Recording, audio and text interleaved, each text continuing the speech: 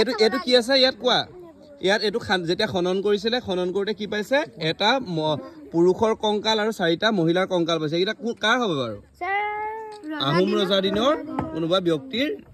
এইকেইটা কংকাল মানে কি বাৰু জকা গম পালানে সেইকেইটা এই মৈদামটো দেখিছানে এই মৈদামটো চোৱা এই মৈদামটো খনন কৰি লৈ ওলাইছে এই খান্দিটো দেখিছা নাই তালৈ যাবলৈ নিদিয়ে গম পালা আৰু এতিয়া মৈদাম কাক কয় কোৱাচোন শুনা মৈদাম কাক কয় কোৱা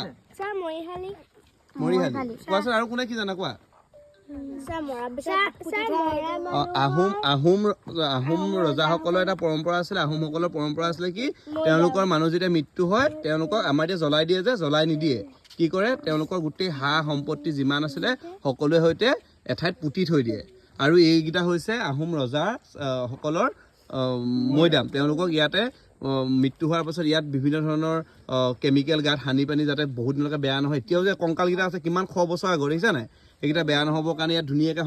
তেওঁলোকে থৈ দিছে তেওঁলোকে ভাবিছিলে যে কি তেওঁলোকৰ মৃত্যু হ'লে তেওঁলোকৰ উপৰি পুৰুষসকলক তেওঁলোকক তাৰ পৰাই আশীৰ্বাদ দি থাকিব গম পালানে তাৰ লগত কি দিছে বাৰু ধন সোণ ৰজা ৰাণীয়ে ব্যৱহাৰ কৰা যিমান অলংকাৰ আছিলে যিমান টকা পইচা সকলোখিনি তাত তেওঁলোকে এই মৈদামতে দি তাতে পুতি থৈ দিছিলে কিন্তু কি হৈছিলে তাৰ পাছত আমাৰ মানৰ আক্ৰমণৰ সময়ত বা বিভিন্ন আমাৰ বিদেশীসকলে আক্ৰমণ কৰিবলৈ আহোঁতে শত্ৰুসকলে এই মৈদামসমূহৰ পৰা বস্তুখিনি গোটেইখিনি খানি কি কৰিছিলে লৈ নিজৰ দেশ ধনী কৰিছিলে গম পাইছেনে গতিকে আমাৰ এইটো কি বাৰু এইটো কি মৈদাম বুলি কৈছে চৰাইদেউ হয়নে চৰাইদেউ এতিয়া আমাৰ ৱৰ্ল্ড হেৰিটেজ চাইট হয়নে ইউনেস্কোৱে ঘোষণা কেতিয়া কৰিছিলে কোন চনত কৰিছিলে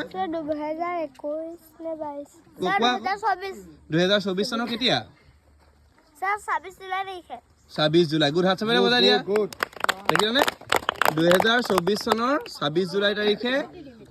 ৱৰ্ল্ড হেৰিটেজ চাইট আমাৰ এইটো চৰাইদেউ মৈদামটো ঘোষণা কৰিছে হ'বনে ইনফৰমেশ্যনটো পালা ভাল লাগিলে নাই থেংক ইউ